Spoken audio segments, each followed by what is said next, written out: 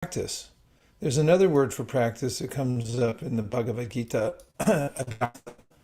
Abhyasa means to find out what's the right thing to do and then to practice doing it over and over again until it becomes second nature habit.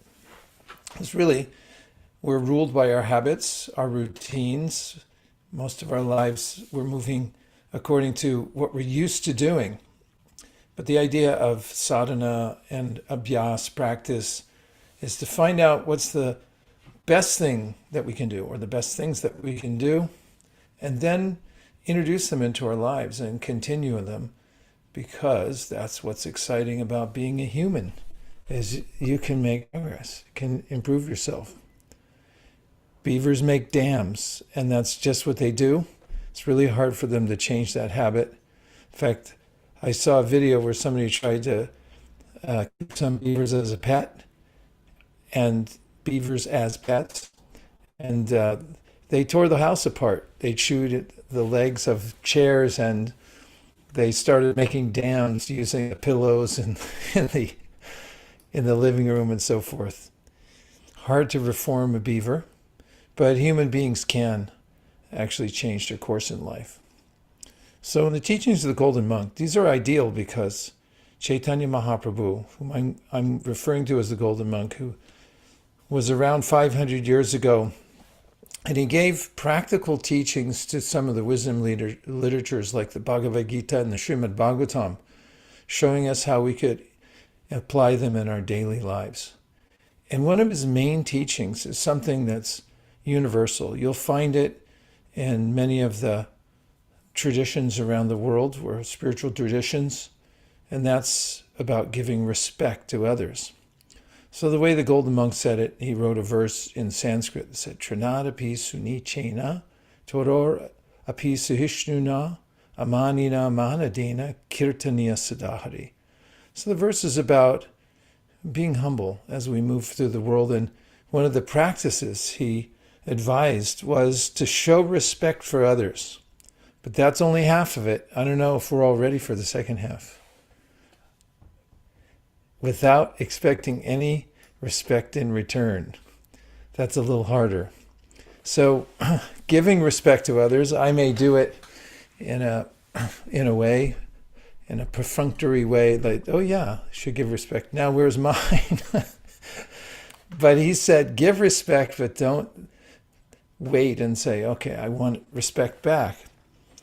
That's a interesting sadhana or practice that we can try in our lives, because once we move out into the world, we may notice that without respect that we feel we deserve, we may not be very motivated. In fact, it's one of the main topics. The Secretary of Labor yesterday was talking about how many people are going on strike these days, and he said it's not just about money. It has to do with quality of life, respect, and appreciation. I know there's some people, and I'm not talking about railroad workers or teachers, but sometimes people, maybe in some of their professions, make a lot of money, but then relative to other people, they're not making as much, and therefore they feel disrespected, and they don't want to work, or they'll hold out until they get more. I'm not making a judgment on them one way or another. I'm just pointing to the fact that it's an aspect of our psychology that we need respect, or we demand respect, or we hope for it in many different ways. So one of the ways Chaitanya Mahaprabhu, the Golden Monk, taught us to practice is to give respect to others, but not expect it in return. So that's the theme of today, and I have a few practical ways to think about that I'll present. And to get started, as if that wasn't a start, it was more of a preamble, let's go into the mode of mantra meditation for a few minutes. And I have a special treat for you. I have my tambura here. Actually, it's a recording of a tambura, but it's really nice. If you hear this, you'll notice that it takes you to a meditative state. So I'm going to put the tambura on, and then we'll practice the mantra Nitai Gauranga, which JM, maybe we can convince him to put it up on the screen.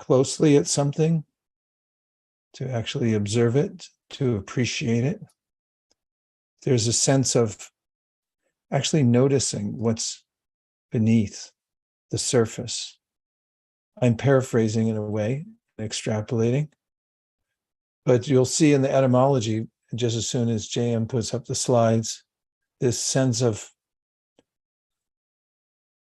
showing some, giving them deference to what you're looking at.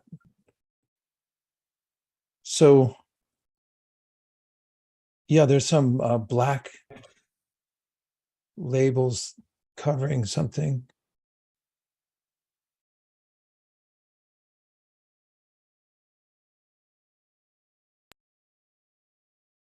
So the idea of respect, Mahaprabhu said, this the golden monk, show respect to all, but don't demand respect in return. Perhaps on the next slide is the etymology and the definition. So there it is. A feeling of deep admiration for someone or something elicited by their abilities, qualities, or achievements. A feeling of deep admiration for someone or something elicited by their abilities, qualities, or achievements. So that sounds like a tall order. How are we going to give respect to everyone? What if we don't respect everyone? Well, there's a deeper way of looking at people. Doesn't mean we have to treat everyone the same, but this is about the way we see people and have a sense of respect, and not just people, but all living entities.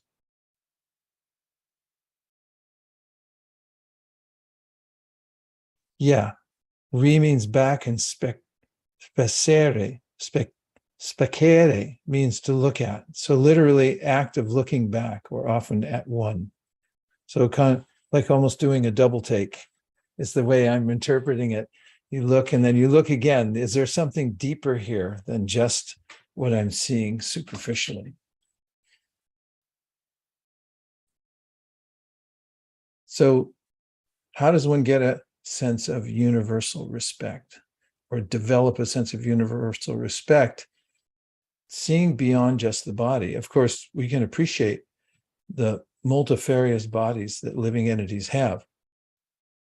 But beyond each body is the quality of the spiritual being. And you'll see in the next couple of quotations that I pulled from Upanishads.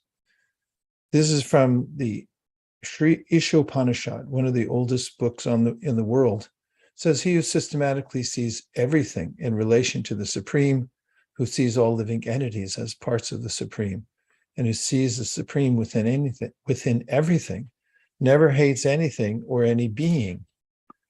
This is a deeper type of vision, a respect that goes beyond just the superficial body or the mind of the person at the time.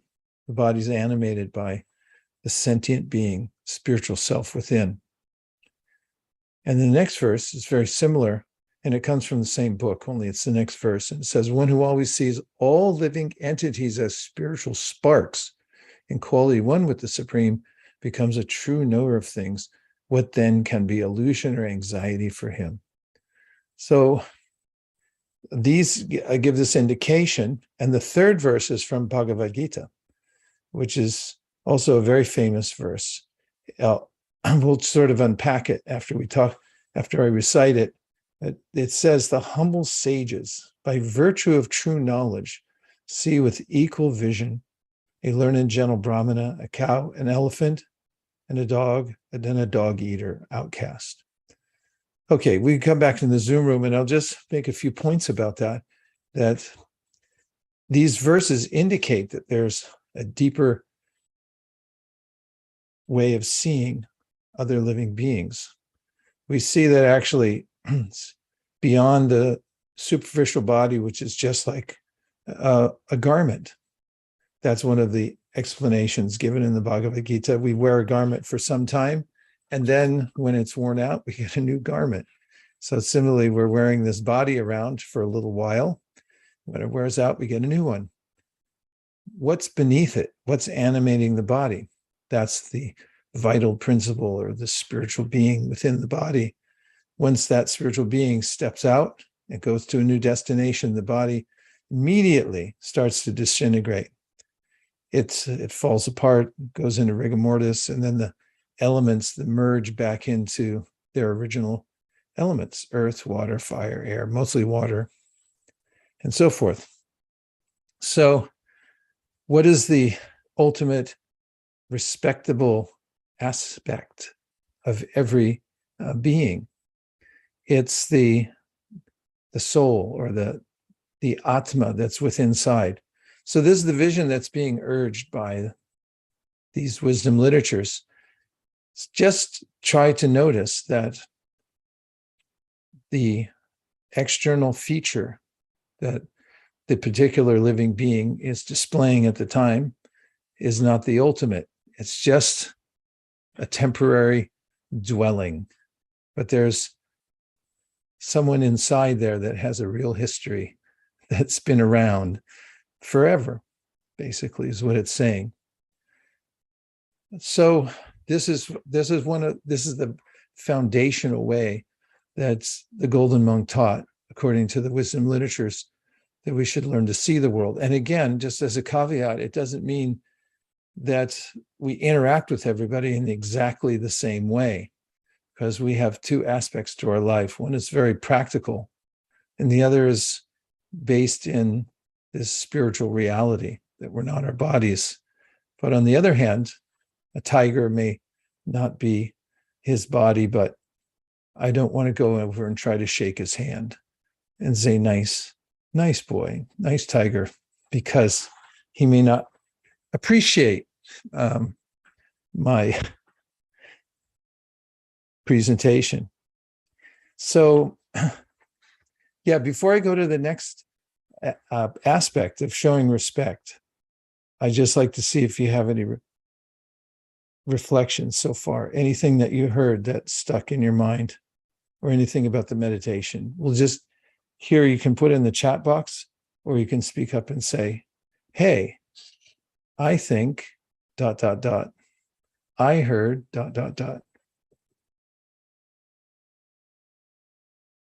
Could you hear the tempura okay, everybody? What did you think of it?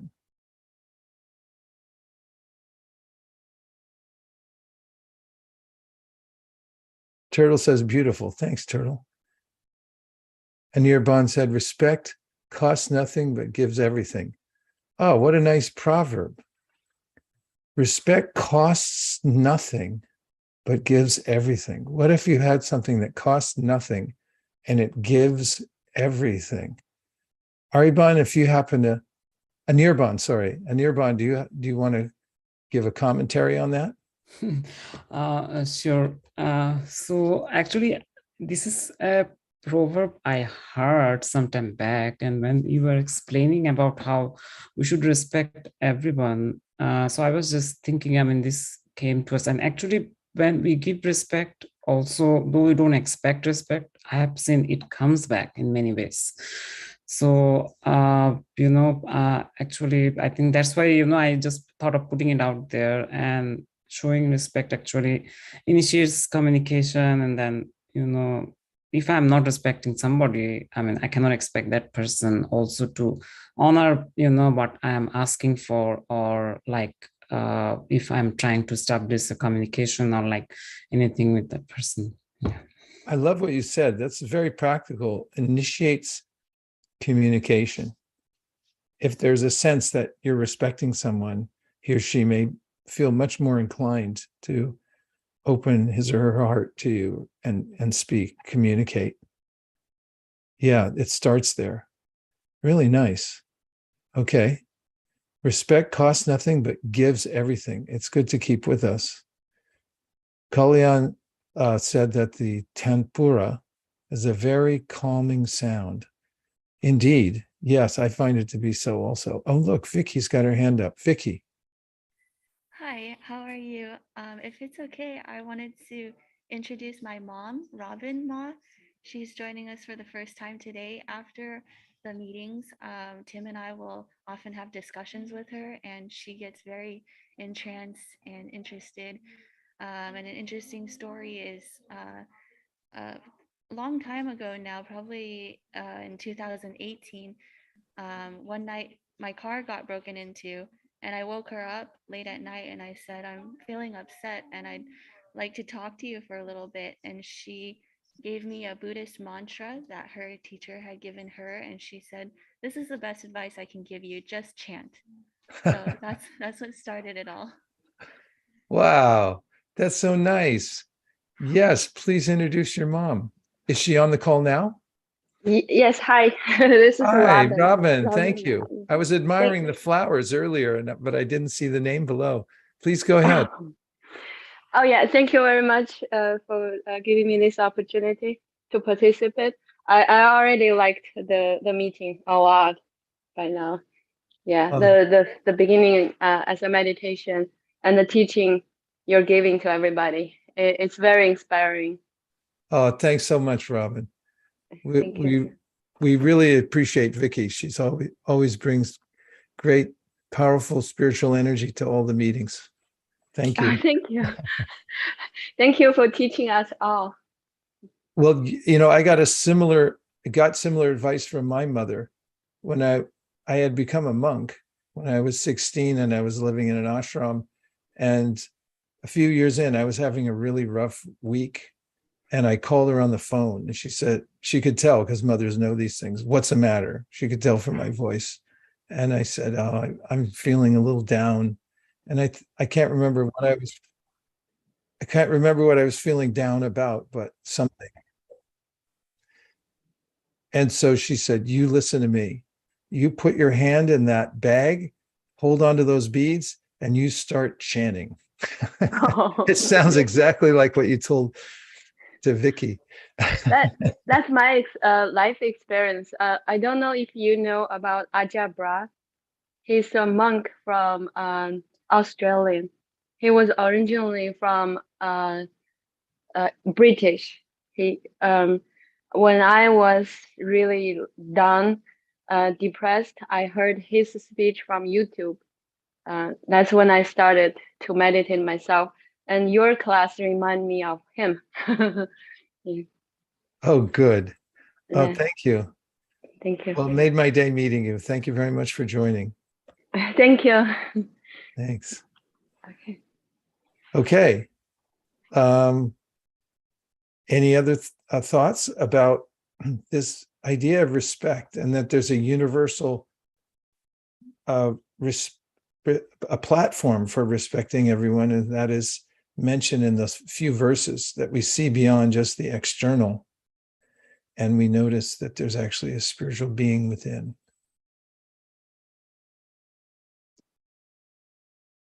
Okay, now I'm going to mention a few.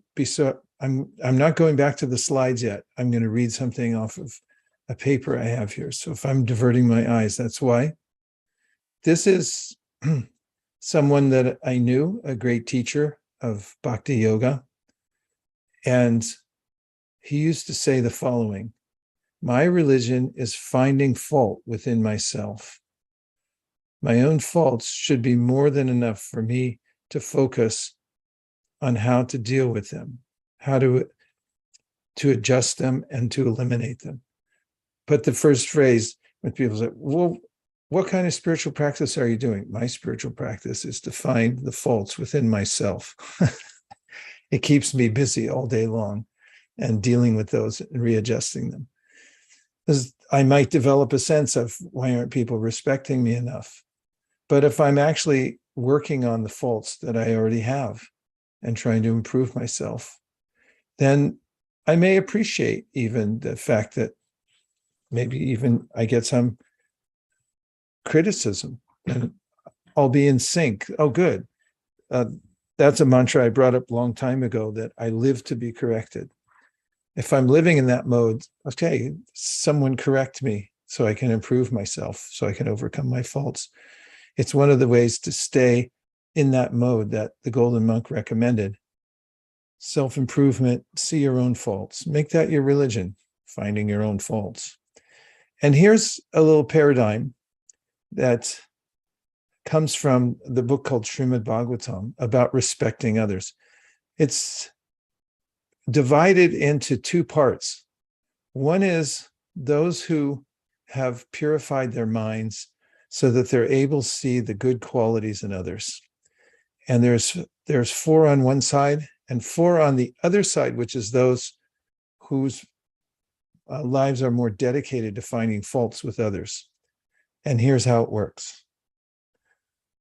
So I'm going from the bottom level to the top level on those who are able to show respect to others, and therefore they're able to find the good qualities in others. So the first one is in Sanskrit called Mahat, and it means that that person is expert at overlooking the faults to see the good qualities in others. They overlook the faults.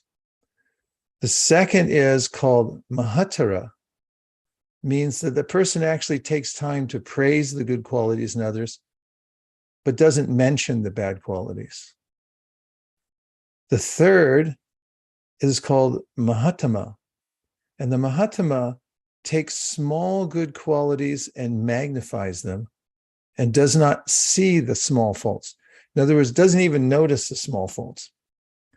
And Ati Mahatara sees good qualities in others where there are none. So there's no good quality, but the person somehow or other sees it. And the example that one of the commentators from antiquity gave in the fourth one was that the person is at home, and then a robber comes and says, "Okay, give me your stuff." So he hands over the wealth, and the robber leaves. And then the person says, "Wow, he was actually very pious. He could have killed us, but he didn't. And besides that, he's probably very needy, and we're happy to have helped out." There's no good quality in somebody robbing you, but somehow or other, this Ati Mahatara, he finds the good quality somewhere in there. Now, for the other side. These are people whose minds are more mired in what's called tamas, or the darker energy. And they're unable to find good qualities in others. So the first is called a sadhu. And the person thinks that good qualities in others will turn to faults. So maybe this person has a really good quality, but the person says, like, yeah, he's giving a lot of charity now, but he just wants respect for himself. And actually, he'll turn bad later, because even though he's doing, so-called good right now, it'll turn bad. Don't worry. The next one down the list is called a sadhutara. And this person sees the faults in others and overlooks their good qualities. It's like a mirror image of the other one. Sees the faults in others and overlooks the good qualities. So in other words, there's both, but he just doesn't look at the good qualities, just sees the bad. Then the next one is called asadhutama. This person takes small faults and magnifies them and sees no good qualities at all. And then the fourth, down the ladder, we're getting really down into the basement here, is called the ati asadhutama. And this person sees faults in others even when there are no faults. He manufactures something. So this is actually one of the verses from the ancient texts, and the commentators have divided it up like this to make it easy.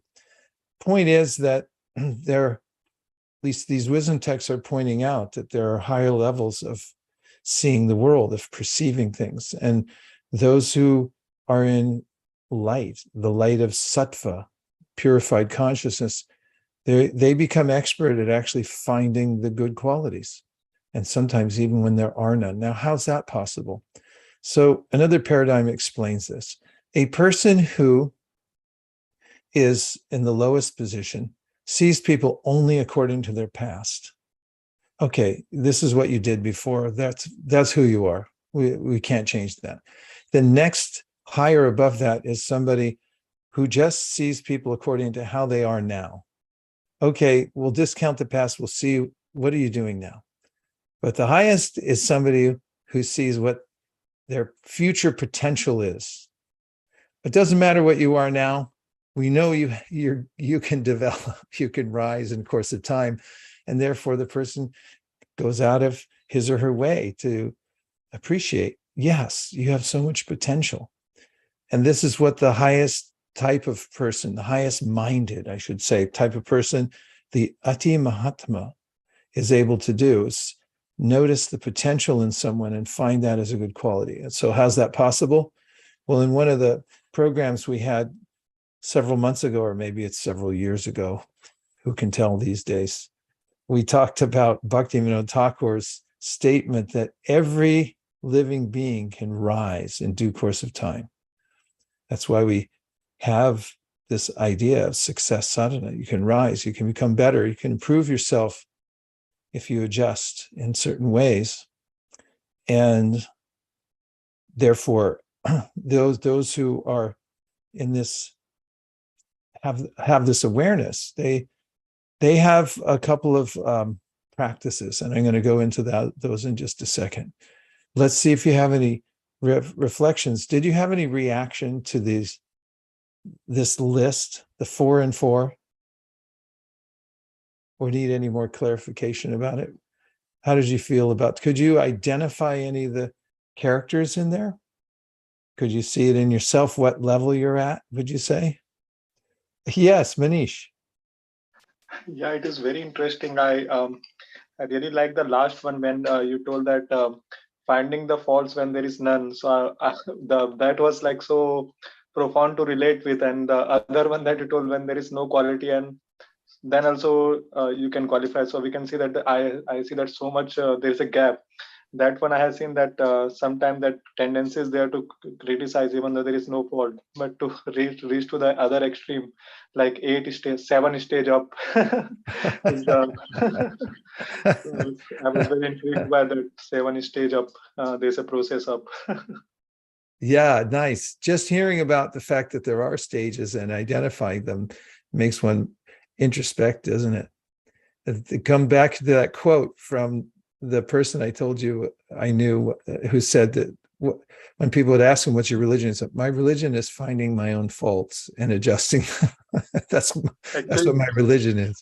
I have that I have put in my, okay, it's not visible. That is a previous quote I have put in my cheat sheet here. Nice. I think I remember seeing it there. Yeah, thank you very much. Anna, great to see you. Hey, good to see you. Have some troubles the last times to join, but anyhow, the good thing is I'm here and checking on the list. I think that most of the time to me is kind of an average, because you could see, or at least what I seen myself, sometimes I feel more prone for a specific person to be harsher than to other person, that in the average I kind of look at them or judge them. I don't like that word, but is what we do usually. We saw people and we judge them. It's not good, but I think it's part. I think that we need to try to move up to the notch and being up, but still being aware that sometimes, and I don't know exactly why, but with some specific people, we are more prone to be either more harsh or be more lenient when we are dealing with them. This is such an important point you're making, Anna. And it's one that comes up in the Bhagavad Gita. And actually, yesterday I was reading an article about unconscious bias we carry with us. In the Bhagavad Gita, Krishna mentions 3 phases of consciousness. One is called attachment. The other one's called aversion. So I get attached to certain types of things, people, and I get averse to other ones based on my unconscious bias, subconscious bias. I have a subconscious bias based on the constitution of my own mind. As we talked about when we were doing the series on Patanjali Muni and the Yoga Sutras, there's a way in which we acquire a certain mindset because of our associations.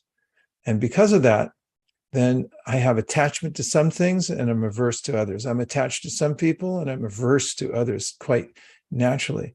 And then there's the middle stage, which is when one becomes neutral.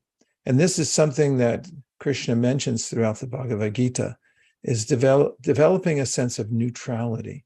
That comes about partly by seeing beyond just their external situation. For instance, we may feel slightly repulsed by people's ideas about life and the way they move, or maybe even by the way they look. But if we are able to at least systematically remember that actually they're a conglomeration of various ideas, thoughts, physical elements that have come about by their association with the material modes of nature. And actually the soul's there within. It might be asleep, but it's definitely there. And I relate more on that level, at least mentally. I'm thinking like that. And Krishna says, as in that verse I quoted, we may see a tiger, we may see an elephant, we may see a priest or somebody who's homeless, but we'll actually see, okay, they have different external situations, but internally they have the same spiritual makeup. So we can see beyond that. So Krishna recommends throughout the Bhagavad Gita that we trend towards this sense of neutrality towards the world, because it's all going on in its own time and it's all organized without any flaw. And I can relieve myself from having to fix everything also. Yeah, nice points. It's one thing to talk about this, but it's another thing when we actually come across our own subconscious bias, or even very conscious biases that we have towards people and things in the world. Thanks for that, Amma. Okay, JM, let's see a couple more slides as I'm tearing up the clock here. So hopefully there's a few other practical points to bring up here. One of the ways of dealing with the world has to do, you can skip this one, go to the next.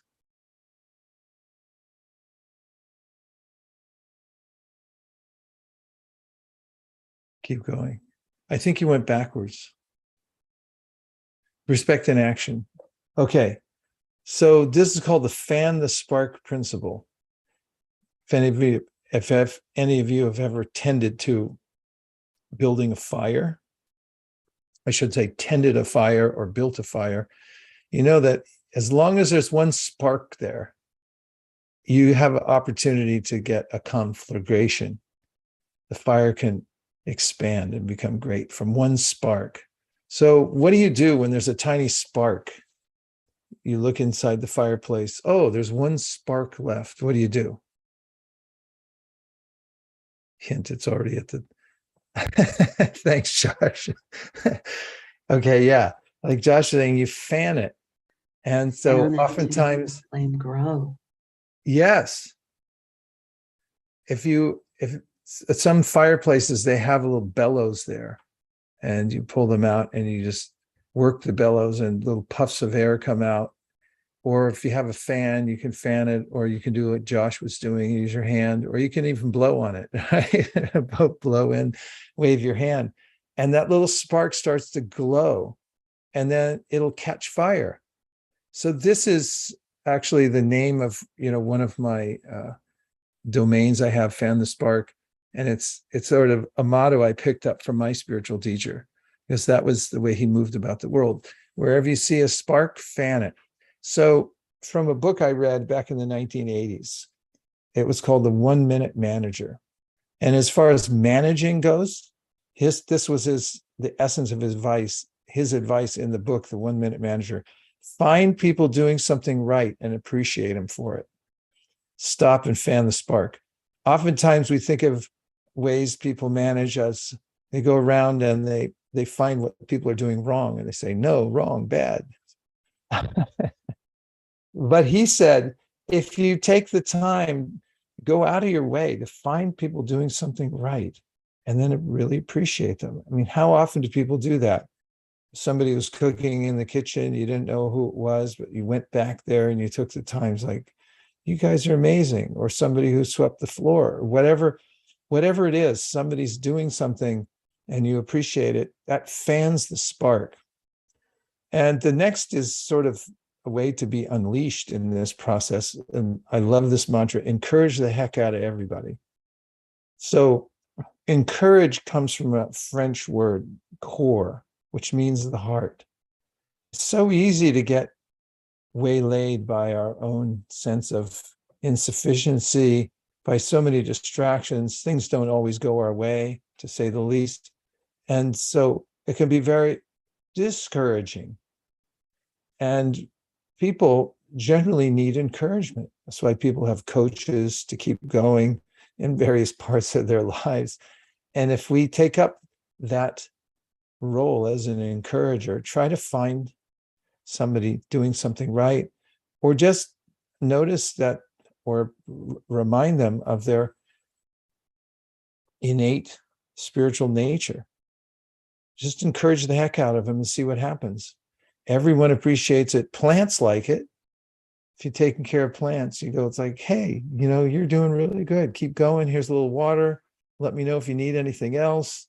Animals love it. If you talk to animals, I just met a little dog the other day named Chiku. And Chiku, like, if you just said anything positive to him, he'd like immediately get excited. Like, Chiku, you're a good dog. He knows that phrase, good dog. And he's like, I'm a good dog. I'm so happy. And people don't dislike this very much.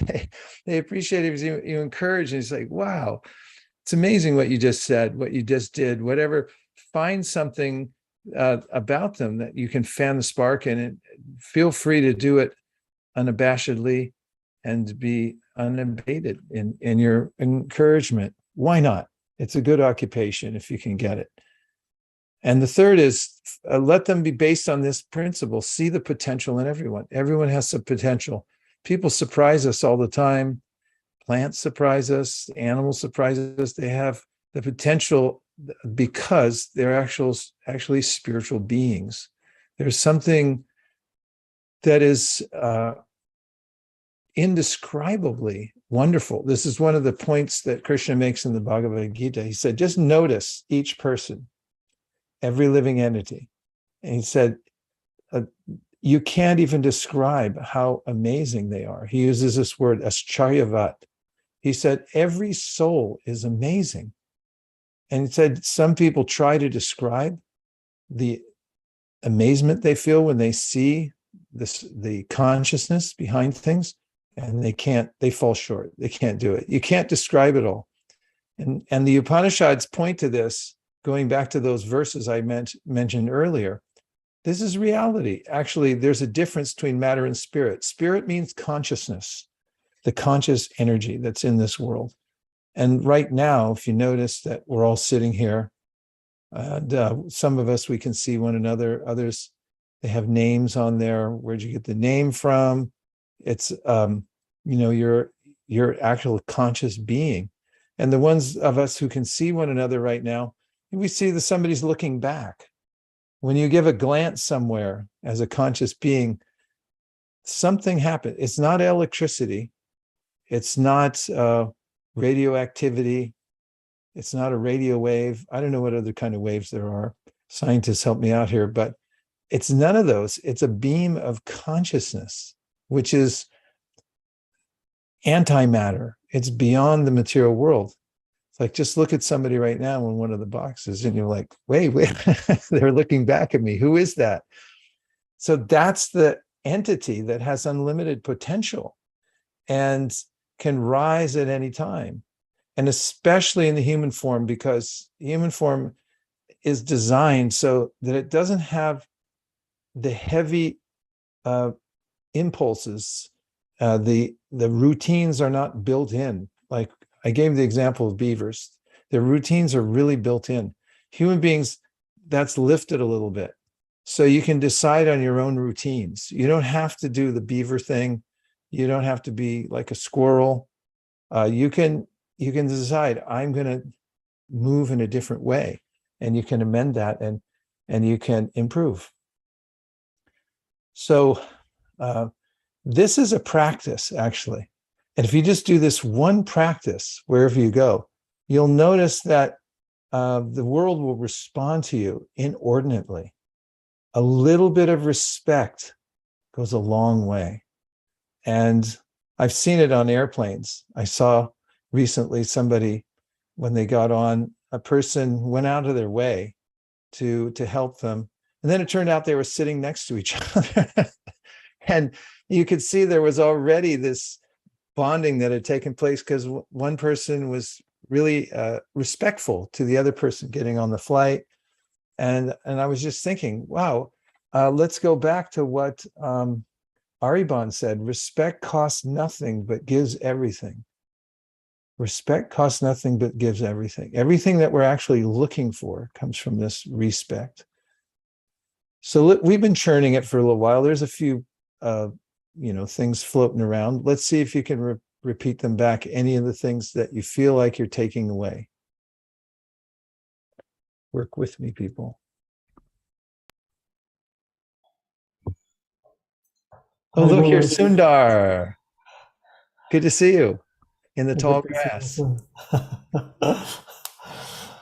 I really like the point about catching people doing right, and I see that how as the saying goes, what you appreciate appreciates.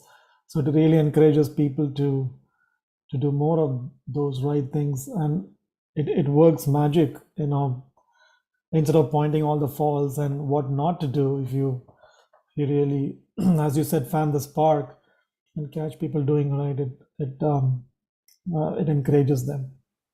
So thank you for that. Yeah, the effect of Sundar, it's a point that the author makes in the book, The 1 Minute Manager. He said, when you create a culture in which you're finding people doing something right, you don't have to criticize, because they notice when you don't tell them they're doing something right. They feel it, the contrast. They go, oh, I must not be doing it right because, and they know it, because I didn't get that appreciation. But it leans towards the positive and fanning the spark principle, right? Yeah, nice, Sundar. It's something you can apply. You don't have to wait to go anywhere. You'll find these opportunities all around you. And a robust life means taking advantage of them, taking advantage to encourage other people to find what they're doing right, and so forth. Yeah, that's interesting you put that point out, because it's something I'm trying to practice right now. Yeah. And it enters into our own consciousness too. When we do that, it comes right back to us. We feel encouraged by encouraging others. Marilia. Hi, it's just Marilia. Marilia, sorry. Yeah, no, that's okay.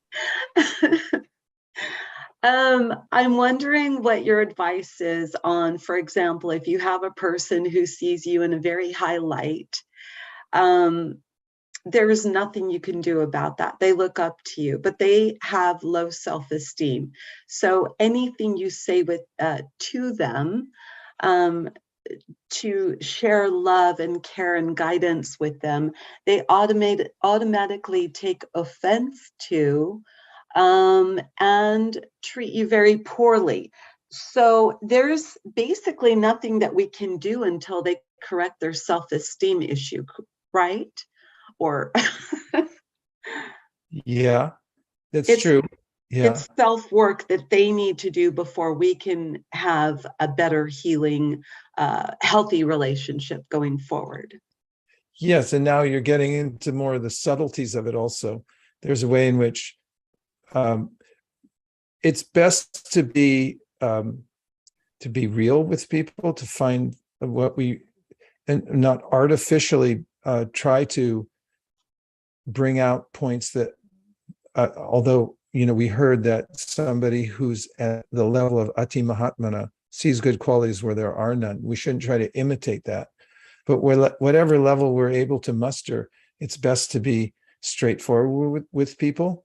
And yes, what you're saying is true. There's a way in which if somebody has low self-esteem, it's really hard for them to take encouragement anyway, because they feel like, oh, no, you're just making that up and so forth. Right. Yeah. So is there besides just acknowledging that, is there a specific question? Is there anything that the person would be able to do aside from waiting for the other person to acknowledge their low self-esteem and raise that up? It really depends on the relationship. If you have access to talk to the person and actually point out, I mean, if they're vulnerable enough to say, like, please tell me what you see in me. Some relationships are like that. It's like, I know I have faults. I know what I'm doing wrong, but I can't overcome it. Or could you please point out in me what you see as correctable? And other than that, you're right. The other person, if we don't have that kind of access, then there's not a lot that we can do personally except to set a good example. Definitely don't criticize the person on things that you notice. I think stand back, and when you do see, good choices made, definitely take the opportunity to acknowledge that and compliment that person, so that could possibly maybe try and help raise their self-esteem slowly but surely, I think. That rings true to me. I like your approach. And one of these centuries, I'm going to get your name right. You got it. You got it. I'm that close. Okay. Manish. Yeah, I just wanted to share quickly, 5 seconds. This was the quote you're telling. You came to our organization 3 years back, and we had this memory that you had shared. That was at Intel.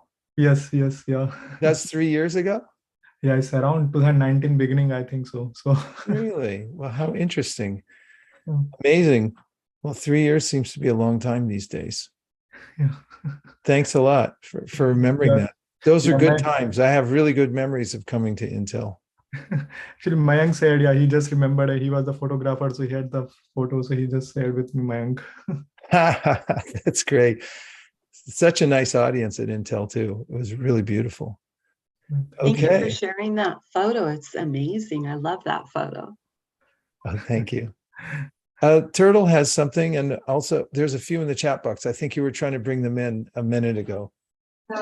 Yeah, so mine shared was just I've experienced that when we get disrespect, it really weighs down on the mind. It's almost impossible to meditate. Hence, not expecting respect is golden. Good point. If we're not, yeah, please go ahead. Because we could actually, there's a state of mind in which we can become addicted to respect. And it's the only way. It's called Apuja Labha Pratishta. And this is one of the warnings, even for those who are practicing spiritual life, that let's just say, as mentioned in a book called the Madhurya Kadambini, the author from hundreds of years ago said, for those practicing spiritual life, you may develop admirable qualities from controlling your mind and senses, and then people may then start to lavish you with appreciation. And he said to, be careful of that, because you can be carried away by that. Better to remain hungry and humble in all circumstances, and deflect, pass on that praise and give it to your teacher and say, it's not me. I'm just passing on what I got. Wisam. Yes, hi. So this is on the lighter side and the funny side, seeing the good things in others. I remember seeing, looking at the resume on somebody on the internet on some website. He basically praising himself. He said he managed to be like a Netflix membership for the last 12 months, and he managed to watch on the top movies for the last 3 years. He managed to play the Xbox games, top-rated Xbox games for the last 6. That's basically what he has in his resume. He didn't have anything else. So he just pointed out all these funny things in his resume. So this is what I used to talk about, see the good things in others. That's all. Thanks. Nice. Thank you. Okay. Turtle had something there. Yeah, Extensive. Turtle. Yeah. Yes. Turtle says, this lesson is speaking directly to me. I am a natural critic and actively work at making sure I limit this expression and make sure it's delivered in a way that is more suggestion on top of compliment. I'm curious if you can speak to situations where you're teaching someone and critic is somewhat necessary. Yes. So I took a seminar a long time ago called Leadership and Management. It was an excellent seminar. I really appreciated it. And in it, the teacher told us that whenever you give criticism, necessary constructive criticism, do it as a sandwich. And so I instituted this in a lot of the classes that we have, where I ask the class members then to give some feedback after the speaker had made the presentation. So this is how the sandwich works. First, you find something laudable, and you mention that. Then you slip in the middle of the sandwich where there was room for improvement. And then put on the top of the sandwich, you put more appreciation for what they did. Then that sandwich, you can slip it in there and they're like, okay, I can eat that. You know, timing is really important too. Right after somebody's given a talk and you come up, it's like, yeah, not so, you should have, whatever it was. They're very vulnerable at that time. They're all, lit up from speaking. And so in any case, the sandwich seems to work quite well, and because it keeps you very deliberate about how you're presenting it. And also you can never be too sensitive with people, no matter who they are. You can assume that they're going to take it hard. So it's always best, at least, of course, this is the way I think of it, to be very judicious, be very careful when you're offering a criticism. And if you're sensitive about it, then it tends to come out okay. Yeah, thanks, Turtle. That was really practical. Marilia is looking for the name of the book that you recommend to spearhead life's hardship head on and to remain calm in the storm. That's Bhagavad Gita. Is that what I was mentioning? Does that seem to match up, JM? Yes. Yeah, Bhagavad Gita, the one that my teacher gave to me in 1973, was called Bhagavad Gita as It Is. And it's still my favorite, although I have a bookshelf full of Bhagavad Gitas there's over 400 different versions, but that one especially speaks to me. Well, we have homework. Oh, yes, JM. She was asking for a spelling. I said, we'll have it one over to you. Means we'll send one over to you. Yeah. Wow, that's pretty good. Okay. I'd like one too. No, thank you. Anybody else wants one? Just ask JM. We used an hour. We got a few practical points, I hope, and we have homework. Try this. See what it feels like. Don't pander for respect. Stay back and see what it feels like not to expect it. And then see if you can expect in a real way, not artificially, but try to develop this real sense of respect for people. Find what's good in them and fan the spark and see what happens and see how you feel about it. And then we'll report back next week. What do you think? Okay. Sounds great. Thank you very much, Marilia. You got it. I did it. I nailed it. Finally. You did. You nailed it. Well, as far as respect goes, there are yogis that live high in the Himalayas, and they're mostly by themselves in caves. But when they come out, they feel deep respect for their colleagues whom they see high on the peaks, also coming out of their caves from time to time to gather fruits and roots to take back in. And when they do see them, they raise their hands high in the air, and there's a phrase that they call out to one another to show the deepest respect possible. And it goes, Hari Bol. So we can try it too as we leave. You want to try? Hari Bol. Hari Bol. Hari Bol. Hari Bol. Thanks, everybody. See you soon. Thank Thank you. you.